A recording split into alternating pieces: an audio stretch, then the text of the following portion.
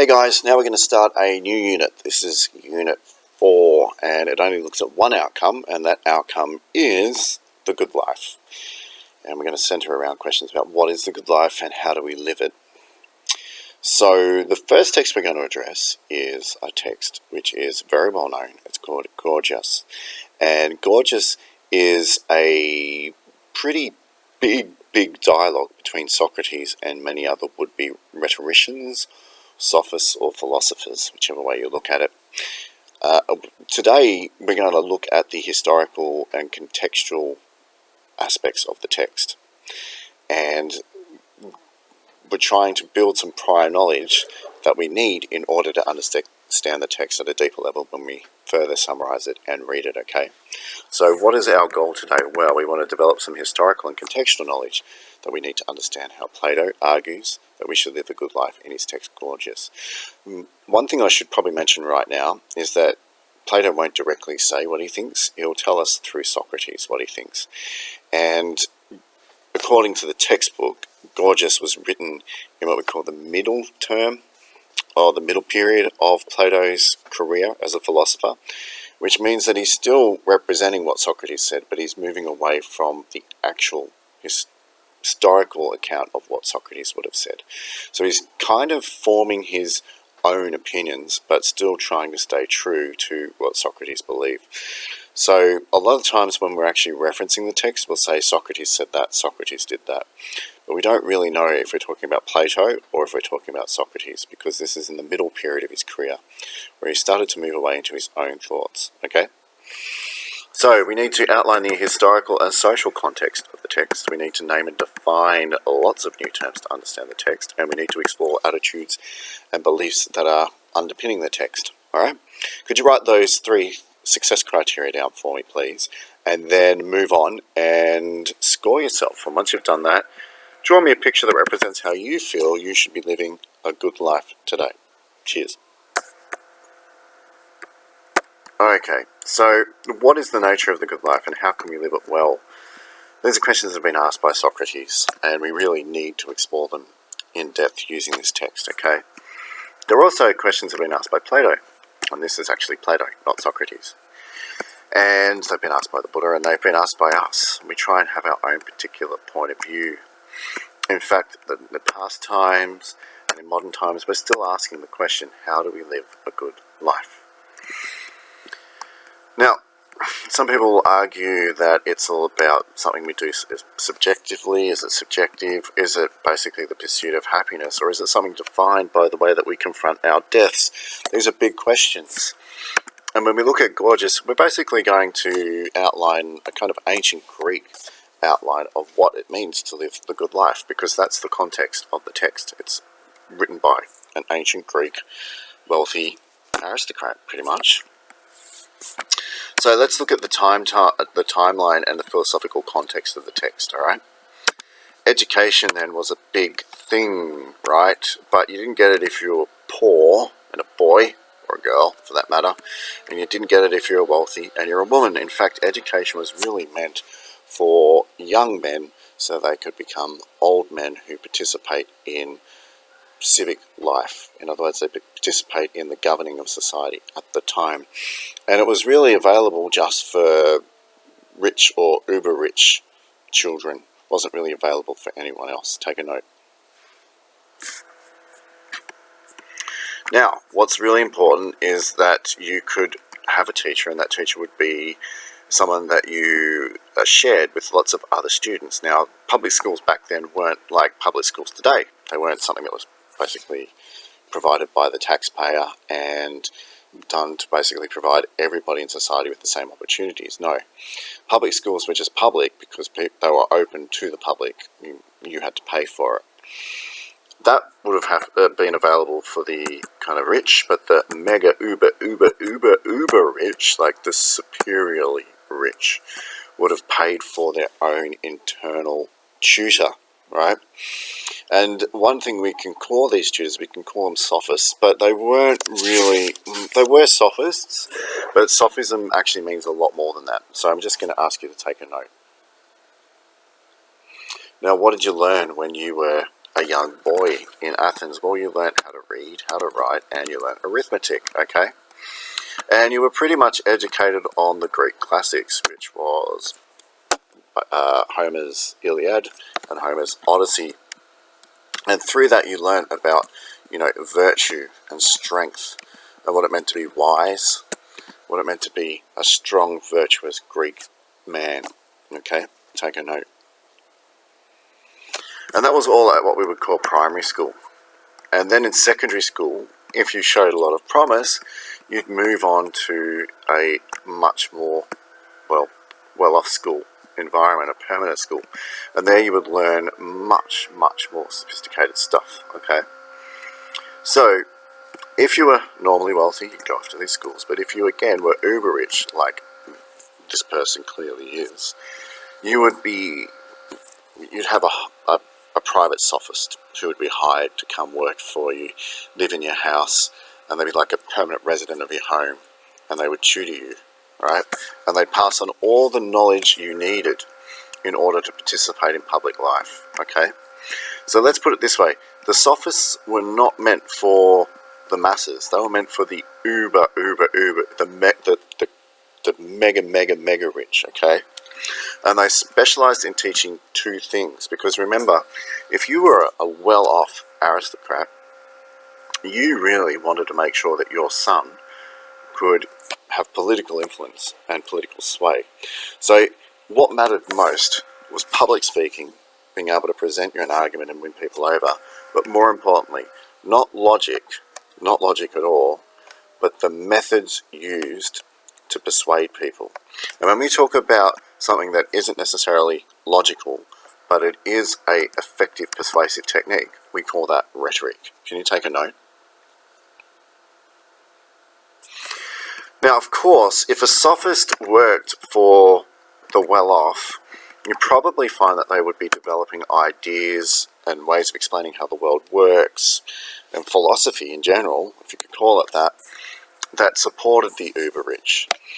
And it kind of was basically these sophists, who were very well respected, wouldn't really be developing ideas that supported the masses.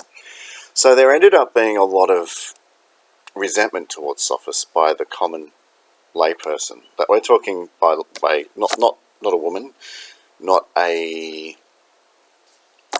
slave. We're talking about a free person, probably someone who might be well off.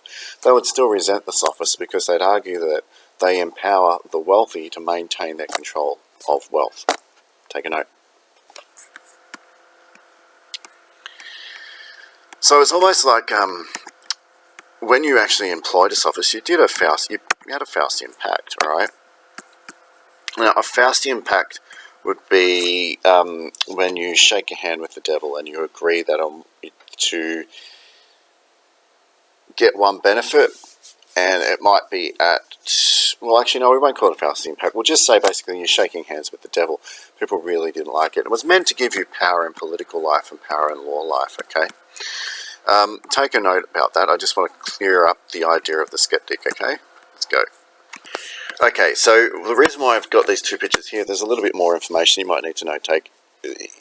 There were two forums that were very, very well known. There was the assembly and there was the symposia. Now, a symposia would have been a private meeting that you would have with certain influential, powerful men. And in that forum, you needed to be able to wield power, and you needed to use rhetoric and public speaking to do it.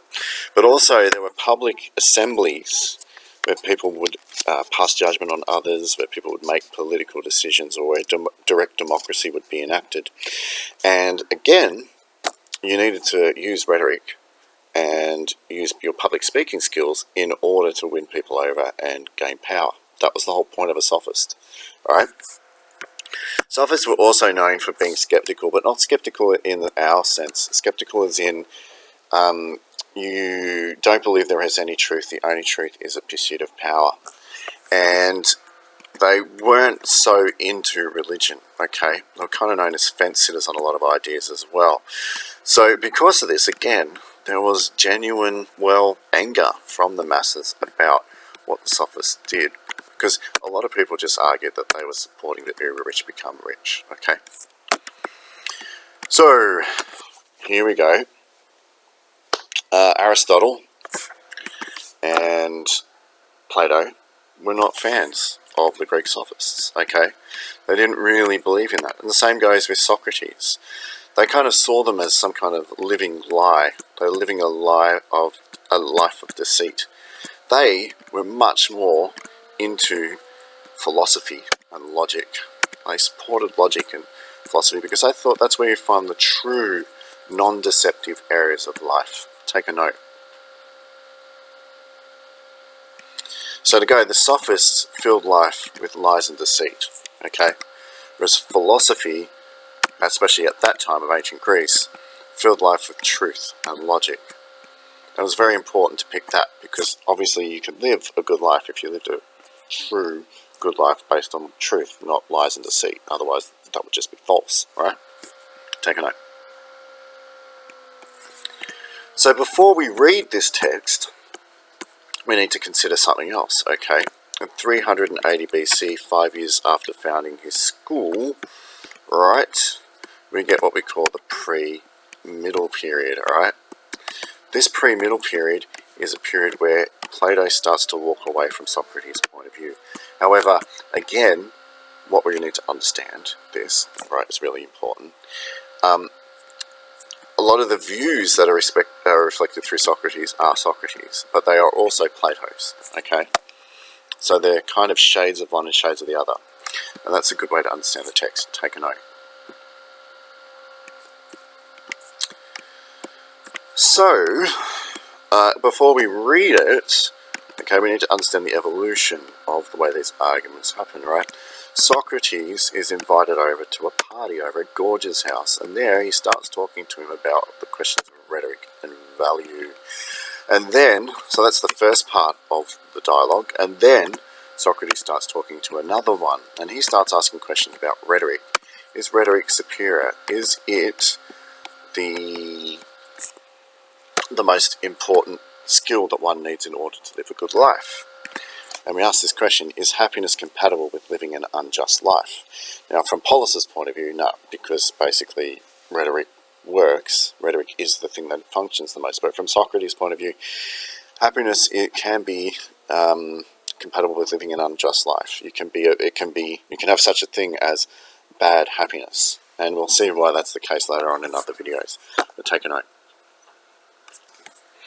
Now, Gorgias and Polis, they're kind of the weaker philosophers.